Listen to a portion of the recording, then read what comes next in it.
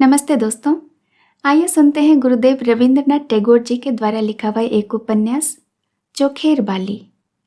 दोस्तों, इस उपन्यास को गुरुदेव जी ने 1898-99 में लिखना शुरू किया था और यह लिखकर कंप्लीट हुआ 1902 में और इसका प्रकाशन हुआ 1903 में। और ये एक बांग्ला उपन्यास का हिंदी रूपांतरण है। दोस्तों, चोखेर बाली का हिंदी अर्थ होता है आँख की किरकिरी। तो आइए सुनते हैं चोखेर बाली का पहला भाग। विनोद की माँ हरिमती महेंद्र की माँ राजलक्ष्मी के पास जाकर धरना देने लगी। दोनों एक ही गांव की थीं, छुटपन से साथ खेली थीं। राजलक्ष्मी महेंद्र के पीछे पड़ गई। बेटा महेंद्र, इस गरीब की बिटिया का उद्धार करना ही पड़ेगा। सुना है लड़की बड़ी सुंदर है, फिर पढ़ी लिखी भी है, उसकी रुचियां भी तुम लोगों जैसी है। महेंद्र बोला, आजकल के तो सभी लड़के मुझ जैसे ही होते हैं माँ।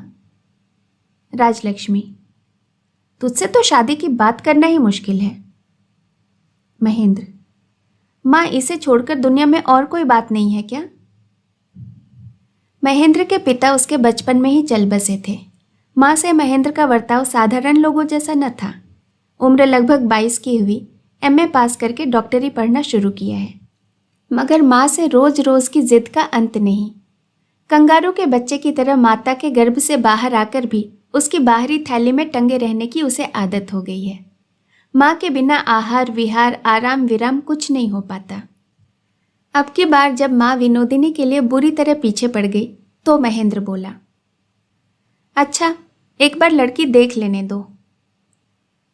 लड़की देखने जाने का दिन आया तो उसने कहा, देखने से क्या होगा, शादी तो मैं तुम्हारी खुशी के लिए कर रहा हूँ, फिर मेरे अच्छा बुरा देखने का कोई अर्थ नहीं। महेंद्र के कहने में पर्याप्त गुस्सा था, मगर माँ ने सोचा, शुभ दृष्टि के समय जब मेरी पसंद और उसकी पसंद एक हो जाएगी तो उसका स्वर भी नर्म हो जाएगा। यहाँ यह बता देना आवश्यक है कि बंगाल में विवाह के पहले लड़का लड़की परस्पर एक दूसरे को देखते हैं। यह परंपरा है, यही शुभ दृष्टि है। राजलक्ष्मी ने बेफिक्र होकर विवाह का दिन तय कर दिया। दिन जितना करीब आने लगा, महेंद्र का मन उतना ही बेचैन हो उठा। मात्र 2-4 दिन पहले वह कह उठा, नहीं माँ, मुझसे यह हरगिज न होगा। छुटपन से ही महेंद्र को हर तरह का सहारा मिलता रहा है, इसलिए उसकी इच्छा सर्वोपरि है। दूसरे का दबाव उसे बर्दाश्त नहीं। अपनी स्वीकृति और दूसरों के आग्रह ने उसे बेबस कर दिया है, इसलिए विवाह के प्रस्ताव के प्रति नाहक ही उसकी वितृष्णा बढ़ गई और विवाह का दिन नजदीक आ गया तो उसने एक बारगी ना ही कर दी। महेंद्र का दिल्ली दोस्त था बिहारी। वह महेंद्र को भैया और उसकी माँ को माँ कहता था। माँ उसे स्टीमर के पीछे जुड़ी डोंगी जैसा भारवाही सामान मानती थी और वैसे ही उस पर ममता भी रखती थी। वे बिहारी से बोली, बेटे अब तो यह तुम्हें ही करना है, नहीं तो उस बेचारी लड़की। बिहारी ने हाथ जोड़कर कहा, माँ मुझसे यह न होगा। अच्छी न लगी कहकर महेंद्र जो मिठाई छोड़ देता है वो मैंने बहुत खाई, पर लड़की के बारे में ऐसा नहीं हो सकता। राजलक्ष्मी ने सोचा, भला बिहारी विवाह करेगा? उसे तो बस एक महेंद्र की पड़ी है, बहू लाने का ख्याल भी नहीं आता उसके मन में। यह सोचकर बिहारी के प्रति उनकी कृपा मिश्रित ममता कुछ और बढ़ गई। विनोदिनी के पिता कुछ खास धनी न थे, परंतु अपनी इकलौती बेटी को मिशनरी में रखकर बड़े जतन से पढ़ाया लिखाया। इतना ही नहीं, घर के काम में भी चाक चौबंद किया। वे गुजर गए और बेचारी विधवा माँ बेटी के विवाह के लिए परेशान हो गई। उनके पास रुपया पैसा नहीं, ऊपर से लड़की की उम्र भी ज़्यादा। आखिर राजलक्ष्मी ने अपने मैके के गांव के एक रिश्ते के भतीजे से विनोदिनी का विवाह करा दिया। कुछ ही दिनों में वह विधवा हो गई। तब महेंद्र ने हंसकर कहा, गनीमत की मैंने शादी नहीं की। कोई 3 साल बाद माँ बेटे में फिर एक बात हो रही थी। बेटा, लोग तो मेरी ही शिकायत करते हैं। क्यों भला? तुमने लोगों का ऐसा क्या बिगाड़ दिया? बहू के आने से बेटा पराया न हो जाए, मैं इसी डर से तेरी शादी नहीं करती। लोग तो यही कहा करते हैं। महेंद्र ने कहा, डर तो होना ही चाहिए। मैं माँ होता तो जीते जी लड़के का विवाह ही न करता। लोगों की शिकायतें सुन लेता। माँ हंसकर बोली, सुनो जरा इसकी बातें तो सुनो। महेंद्र बोला, बहू तो आकर लड़के को अपना बना ही लेती है, फिर इतना कष्ट उठाने वाली माँ अपने आप दूर हो जाती है। तुम्हें यह चाहे जैसा भी लगे, मुझे तो ठीक नहीं लगता। राजलक्ष्मी ने मन ही मन गदगद होकर हाल ही में आई अपनी विधवा देवरानी से कहा, सुनो मंजली, जरा महेंद्र की बातें तो सुनो। कहीं बहू आकर माँ पर हावी ना हो जाए, इसी डर से वह विवाह नहीं करना चाहता। ऐसी बातें सुनी है तुमने? चाची बोली, ये तुम्हारी ज्यादती है बेटे, जबकि जो बात हो तभी अच्छी लगती है। माँ का दामन छोड़कर अब घर गृहस्थी बसाने का समय आ गया है। अब नादानी अच्छी नहीं लगती, उल्टे शर्म आती है। राजलक्ष्मी को यह बात अच्छी नहीं लगी। इस सिलसिले में उन्होंने जो कुछ जैसा भी कहा हो, पर शर्म आने वाली बात। वो बोली, मेरा बेटा अगर और लड़कों की अपेक्षा अपनी माँ को ज्यादा स्नेह करता है तो तुम्हें शर्म क्यों आने लगी मंजली बहू? कोक का लड़का होता तो समझ में आता। राजलक्ष्मी को लगा निपुती बेटे के सौभाग्य वाली से ईर्ष्या कर रही है। मंजली बहू ने कहा, तुमने बहू लाने की चर्चा चलाई इसलिए यह बात निकल गई, वरना मुझे क्या हक है? राजलक्ष्मी बोली, मेरा बेटा अगर विवाह नहीं करता तो तुम्हारी छाती क्यों फटती है? ठीक तो है, लड़के की जैसी आज तक देखभाल करती आई हूं आइंदा भी कर लूंगी। इसके लिए और किसी की मदद की जरूरत नहीं होगी। मंजली बहू आंसू बहाती हुई चुपचाप चली गई। महेंद्र को मन ही मन इससे चोट पहुंची। कॉलेज के कुछ पहले ही लौटकर वह अपनी चाची के कमरे में दाखिल हुआ। वह समझ रहा था कि चाची ने जो कुछ कहा उसमें सिवाय स्नेह के और कुछ न था। उसे यह भी पता था कि चाची की एक भांजी हैं जिसके माता पिता नहीं हैं। वे चाहती हैं कि महेंद्र से उसका ब्याह हो जाए। हालांकि शादी करना उसे पसंद न था, फिर भी चाची की यह आंतरिक इच्छा उसे स्वाभाविक और करुण लगती है। उसे मालूम था कि उनकी कोई संतान नहीं है। महेंद्र कमरे में पहुंचा तो दिन ज्यादा नहीं रह गया था। चाची अन्नपूर्णा खिड़की पर माथा टिकाए उदास बैठी थी। बगल के कमरे में खाना ढका रखा था, शायद उन्होंने खाया नहीं।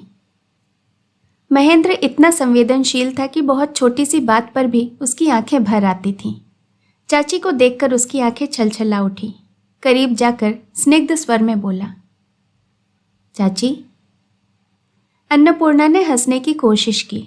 कहा, हाँ बेटे बैठ। महेंद्र बोला, भूख बड़ी जोर से लगी है चाची, प्रसाद पाना चाहता हूँ। अन्नपूर्णा उसकी चालाकी ताड़ गई और अपने उमड़ते आंसुओं को मुश्किल से जब्त करके उसने पहले खुद खाया और उसे भी खिलाया। महेंद्र का मन भीगा हुआ था। चाची को दिलासा देने के विचार से वह अचानक बोल उठा, अच्छा चाची, तुमने अपनी भांजी की बात बताई थी, एक बार दिखा सकती हो? यह कहते हुए महेंद्र डर रहा था। अन्नपूर्णा हंसकर बोली, क्यों, शादी के लड्डू फूट रहे हैं बेटा? महेंद्र झटपट बोल उठा, नहीं नहीं, अपने लिए नहीं, मैंने बिहारी को राजी कर लिया है। लड़की देखने का कोई दिन तय कर दो। अन्नपूर्णा बोली, आहा, उस बेचारी का ऐसा भाग्य कहाँ, भला उसे बिहारी जैसा लड़का नसीब हो सकता है। महेंद्र चाची के कमरे से निकला कि दरवाजे पर माँ से मुलाकात हो गई। राजलक्ष्मी ने पूछा, क्यों रे, क्या राय मशवरा कर रहा था? महेंद्र बोला, राय मशवरा नहीं, पान लेने गया था।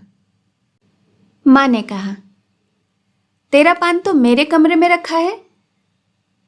महेंद्र ने कुछ नहीं कहा, वह चुपचाप वहां से चला गया।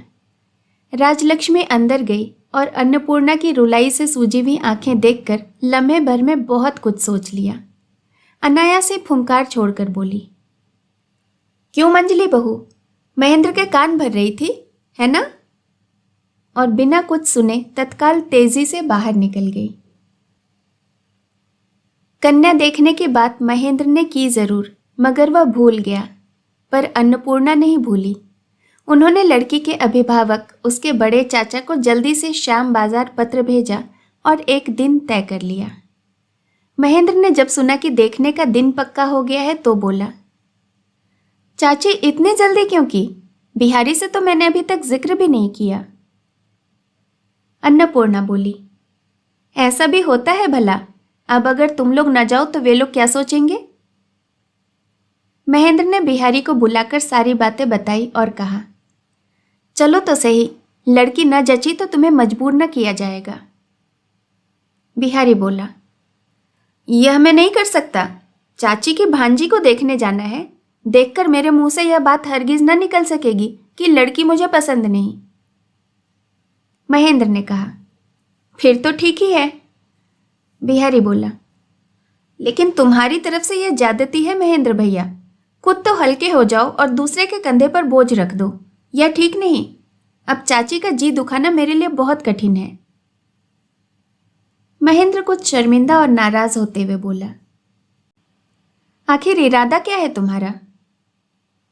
बिहारी बोला, मेरे नाम पर जब तुमने उन्हें उम्मीद दिलाई है तो मैं विवाह करूंगा। यह देखने जाने का ढोंग बेकार है।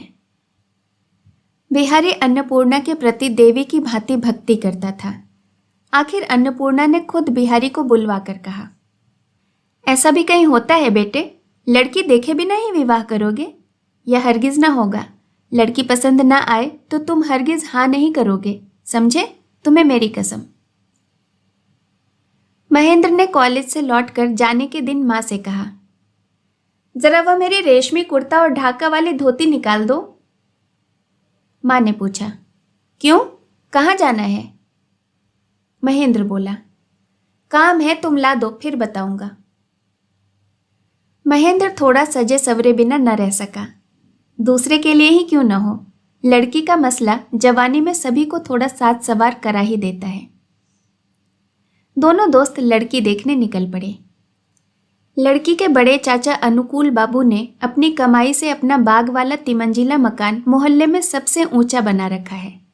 गरीब भाई की माँ बाप विहीना बेटी को उन्होंने अपने ही यहाँ रखा है। उसकी मौसी अन्नपूर्णा ने कहा था कि उसे मेरे पास रहने दो। इससे खर्च की कमी जरूर होती, लेकिन गौरव की कमी के डर से अनुकूल राजी न हुए। यहाँ तक कि मुलाकात के लिए भी कभी उसे मौसी के यहाँ नहीं जाने देते थे। अपनी मर्यादा के बारे में वे इतने ही सख्त थे। लड़की के विवाह की चिंता का समय आ गया, लेकिन इन दिनों विवाह के विषय में यादृशी भावना यस्य सिद्धिर्भवति तादृशी वाली बात लागू नहीं होती। चिंता के साथ साथ लागत भी लगती है।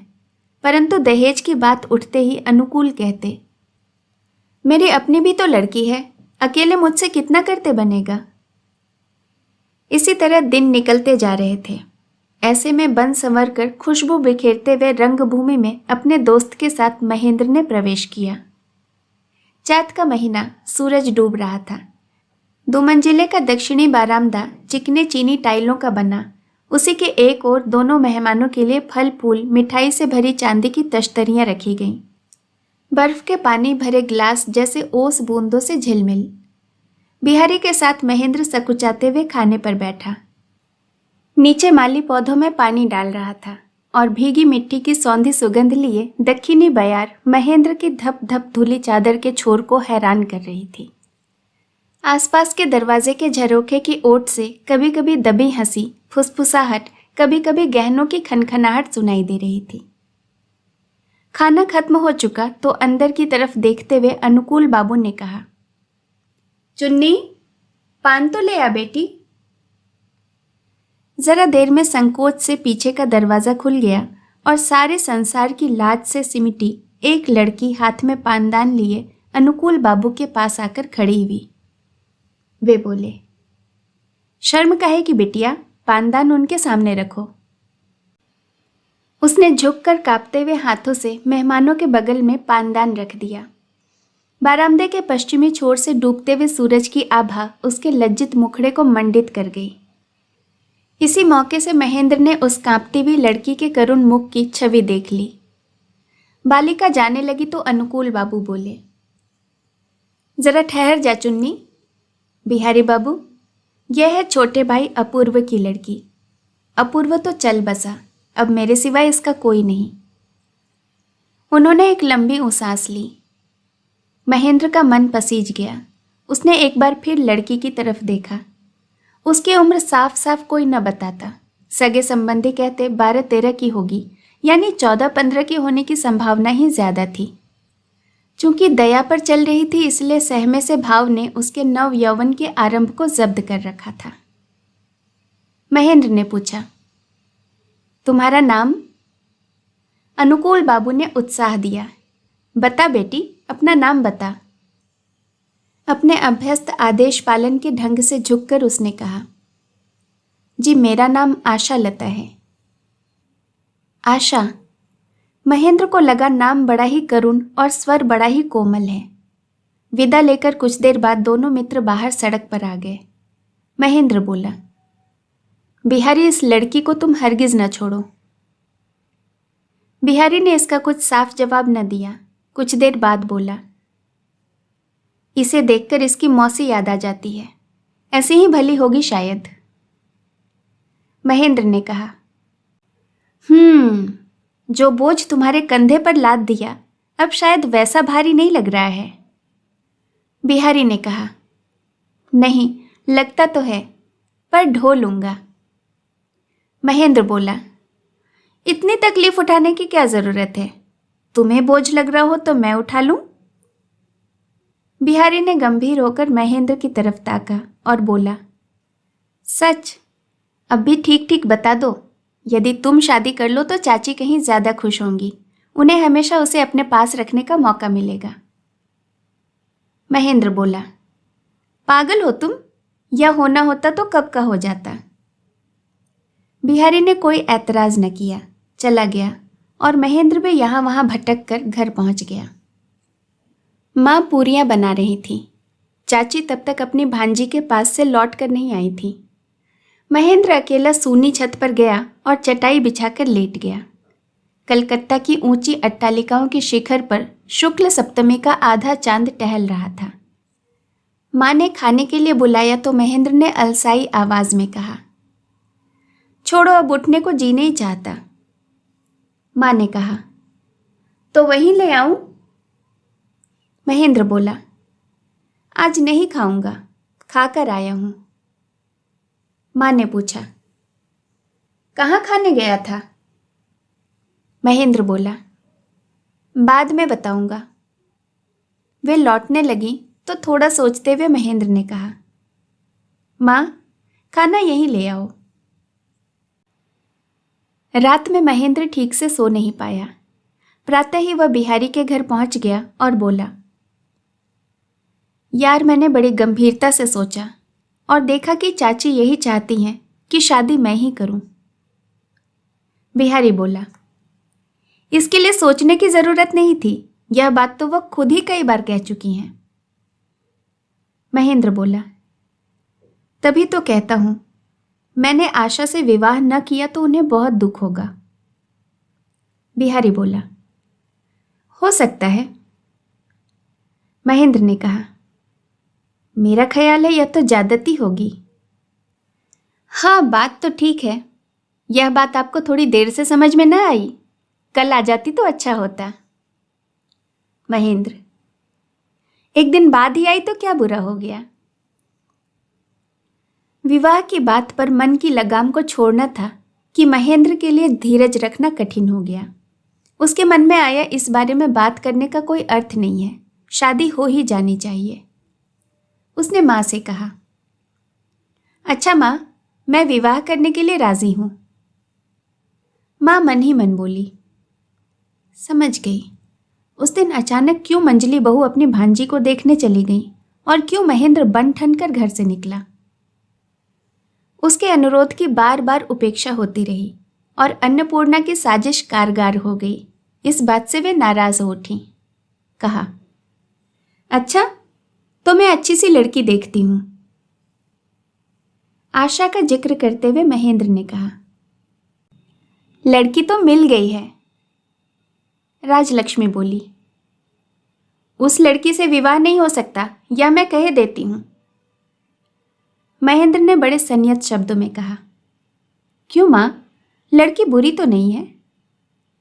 राजलक्ष्मी, उसके तीनों कुल में कोई नहीं, ऐसी लड़की से विवाह रचाकर कुटुंब का सुख भी न मिल सकेगा। महेंद्र, कुटुंब का सुख मिले या न मिले, लड़की मुझे खूब पसंद है। उससे शादी न हुई तो मैं दुखी हो जाऊंगा। लड़के की जिद से राजलक्ष्मी और सख्त हो गई। वे अन्नपूर्णा से भिड़ गईं। एक अनाथ लड़की से विवाह कराकर तुम मेरे लड़के को फंसा रही हो, यह ओछी हरकत है। अन्नपूर्णा रो पड़ी। उससे तो शादी की कोई बात ही नहीं हुई। उसने तुम्हें क्या कहा इसकी मुझे जरा भी खबर नहीं। राजलक्ष्मी इसका रत्ती भर यकीन न कर सकी।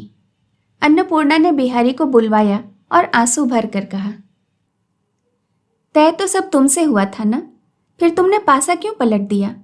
मैं कहे देती हूँ शादी तो तुम्हें ही करनी पड़ेगी।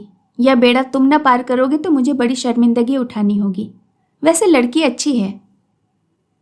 बिहारी ने कहा, चाची तुम्हारी बात मंजूर है। वह तुम्हारी भांजी है, फिर मेरे ना कहने की तो कोई बात ही नहीं। लेकिन महेंद्र। अन्नपूर्णा बोली, नहीं नहीं बेटे, महेंद्र से उसका विवाह किसी भी हालत में न होगा। यकीन मानो, तुमसे विवाह हो तभी मैं ज्यादा निश्चिंत हो सकूंगी। महेंद्र से रिश्ता हो यह तो मैं चाहती भी नहीं। बिहारी बोला, तुम नहीं चाहती तो कोई बात नहीं। वह राजलक्ष्मी के पास जाकर बोला, माँ, चाची की भांजी की मेरे से शादी पक्की हो गई है। सगे संबंधी में कोई महिला तो है नहीं, इसलिए मैं ही खबर देने आया हूं। राजलक्ष्मी, अच्छा, सुनकर बड़ी खुशी हुई बिहारी। लड़की बड़ी भली है और तेरे लायक है। इसे हाथ से जाने मत देना। बिहारी, हाथ से जाने देने का सवाल ही क्या? खुद महेंद्र भैया ने लड़की पसंद करके रिश्ता पक्का किया है। इस झंझट से महेंद्र और भी उत्तेजित हो गया। माँ और चाची से नाराज होकर वह मामूली से हॉस्टल में जाकर रहने लगा। राजलक्ष्मी रोती हुई अन्नपूर्णा के कमरे में पहुंची। कहा, मंजली बहू, लगता है उदास होकर महेंद्र ने घर छोड़ दिया। उसे बचाओ। अन्नपूर्णा बोली, दीदी धीरज धरो, 2 दिन बाद गुस्सा ठंडा हो जाएगा, अपने आप आ जाएगा। तुम नहीं जानती बहन, वह जो चाहता है वो न मिले तो कुछ भी कर सकता है। जैसे भी हो अपनी बहन की लड़की से। अन्नपूर्णा, भला यह कैसे होगा दीदी? बिहारी से बात लगभग पक्की हो चुकी है। राजलक्ष्मी, हो चुकी तो टूटने में कितनी देर लगती है? उन्होंने बिहारी को बुलवाया और कहा, तुम्हारे लिए मैं दूसरी लड़की ढूंढ देती हूं, मगर इससे तुम्हें बाज आना होगा। बिहारी बोला, नहीं मां, यह नहीं होगा, सब तय हो चुका है। राजलक्ष्मी फिर अन्नपूर्णा के पास गई और बोली, मेरे सिर की कसम अंजलि, मैं तुम्हारे पैरों पड़ती हूं, तुम्हें बिहारी से कुछ कहो। तुम कहोगी तो बिगड़ी बात बन जाएगी। आखिर अन्नपूर्णा ने बिहारी से कहा, बेटा, तुमसे कुछ कहने का मुंह तो नहीं, मगर लालची हूं, क्या करूं? आशा को तुम्हें सौंपकर ही मैं निश्चिंत होती, मगर क्या बताऊं, सब तो तुम्हें पता ही है। बिहारी समझ गया, तुम जो हुक्म करोगी वही होगा, लेकिन फिर कभी किसी से विवाह करने का मुझसे आग्रह मत करना। बिहारी चला गया। अन्नपूर्णा की आंखें छलछला गईं। महेंद्र का अमंगल न हो इस आशंका से उन्होंने आंखें पोंछ ली। बार बार दिल को दिलासा दिया, जो हुआ अच्छा ही हुआ। इस तरह राजलक्ष्मी, अन्नपूर्णा, महेंद्र में किल किल चलते चलते आखिर विवाह का दिन आया। रोशनी हंसती हुई जली। शहनाई उतनी ही मधुर बजी जितनी वह बजा करती है, यानी उसके दिल के साथ कोई न था। सच सवर कर लज्जित और मनमुग्ध आशा अपनी नई दुनिया में पहली बार आई। उसके कंपित कोमल हृदय को पता ही न चला कि उसके इस नए बसेरे में कहीं कांटा है, बल्कि यह सोचकर भरोसे और आनंद के सहारे ही संदेह जाते रहे कि इस दुनिया में एकमात्र माँ जैसी अपनी मौसी के पास वह जा रही है। विवाह के बाद राजलक्ष्मी ने कहा, मैं कहती हूं अभी कुछ दिन बहू अपने बड़े चाचा के ही घर में रहे। महेंद्र ने पूछा, ऐसा क्यों मां? मां ने कहा, तुम्हारा इम्तिहान है, पढ़ाई लिखाई में रुकावट पड़ सकती है। महेंद्र बोला, आखिर मैं कोई नादान नन्हा बच्चा तो नहीं हूं, अपने भले बुरे की समझ है मुझ में। राजलक्ष्मी, जो हो, साल भर की ही तो बात है। महेंद्र ने कहा, इसके माँ बाप होते तो मुझे कोई ऐतराज न होता, लेकिन चाचा के यहाँ मैं इसे नहीं छोड़ सकता। राजलक्ष्मी अपने आप से, बाप रे, आप ही मालिक, सास कोई नहीं, कल शादी की और आज इतनी हमदर्दी। आखिर हमारी भी तो शादी हुई थी, मगर तब ऐसी बेहयाई नहीं थी। महेंद्र ने दृढ़ता से कहा, तुम बिल्कुल मत सोचो माँ, इम्तिहान में कोई फर्क नहीं पड़ेगा। शेष कहानी अगले भाग में। जल्द मिलूंगी दूसरे भाग के साथ। नमस्कार।